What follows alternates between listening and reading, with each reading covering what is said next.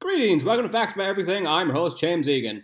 This month I'm focusing on Ireland, and people have requested for me to do a video about the Irish potato famine. Most people simplify it as potatoes stopped growing in Ireland due to a virus, which then led to millions of Irish people dying and emigrating away. Even Irish people make this oversimplification. The thing is, there wasn't a famine, there was 3 famines. The first famine, which was known as the Year of the Slaughter, occurred from 1740 to 1741. At the time, the population of Ireland was 2.4 million. Due to severe cold, potatoes suffered frost damage and grain harvest failed, which led to the death of up to 480,000 people. That means 1/5 of the entire country was wiped out in 1 year. When people refer to the Irish famine, they're referring to the second one, which is known as An Gorta Mór, which translates into the Great Hunger. This occurred from 1845 to 1852.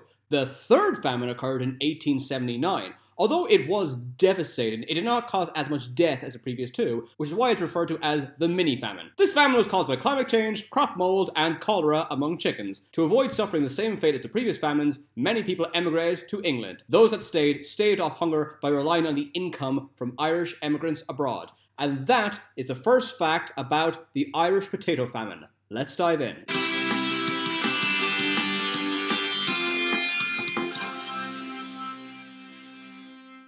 Although there's 3 famines, I will be mainly focusing on the second one, the Great Hunger. Just before the Great Hunger occurred, 40% of the Irish were poverty-stricken. Since potatoes were so easy to cultivate, the poor relied on them to survive. In case you're wondering why Ireland is obsessed with potatoes, it's actually just simply because of geography. We're right beside the Atlantic, which means we get really intense rain. Hence the whole cliche how it always rains in Ireland. The one vegetable that is most resistant to rain is potatoes. And now you know. A census in 1841 showed the population of Ireland was 8 million. Historians suggest that the population would have been just under 9 million before the Great Hunger, which was the largest population that Ireland ever had. This famine was so bad that 150 years later, Ireland right now has a population of just over 6 million, and that includes Northern Ireland. Just to comprehend that, the population of Earth was about 1 billion at around that same time frame, and now it's 8 billion. It's octupled. After a century and a half, Ireland still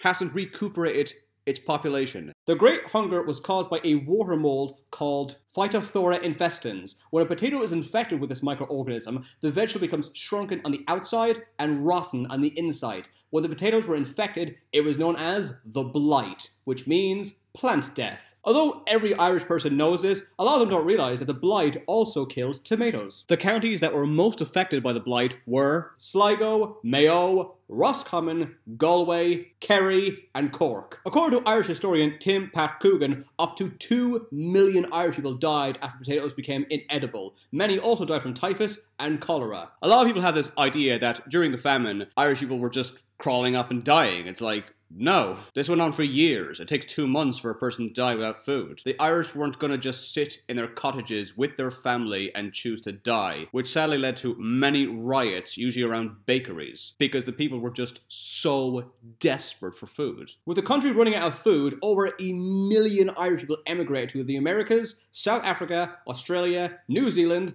and Great Britain. Although most of them knew they wouldn't survive the long boat journey, it was the only chance they had. The Irish who emigrated to Britain arrived in Liverpool. According to the book The Famine Plot, the English upper class assumed the Irish caused the Great Hunger through laziness and incompetence. Because laziness can control the weather? During the Great Hunger, the English set up soup kitchens to help the Irish. However, most of the kitchens only gave food and shelter to the Irish if they abandoned Catholicism and accept Protestantism. This movement was nicknamed Souperism, since only the converted were fed. Okay, because the famine revolves around potatoes, let's look at the famous vegetable of Ireland. Although potatoes are usually depicted as being brown, they can be red or purple. Red-skinned potatoes, which are called roosters, are the most popular potatoes in Ireland. Potatoes did not originate from Ireland.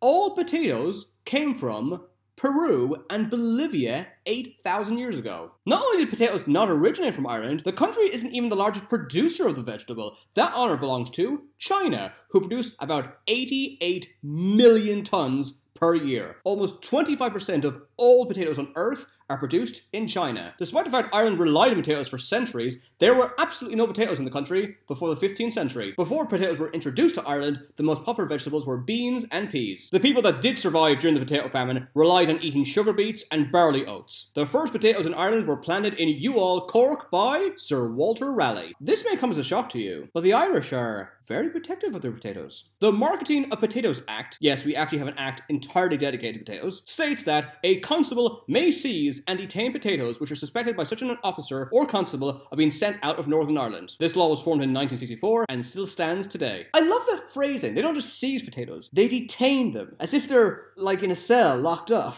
And finally, although the famine ended over a century ago, there are many cottages from the area that are still abandoned. Thanks for watching, don't forget to subscribe. Look, the Irish potato famine is the most depressing thing that ever happened in Ireland. I'll be focused on something a bit more fun in the next Irish video. I'll be looking at Irish mythology. You know what that means. Leprechauns. I'll be your lucky charm.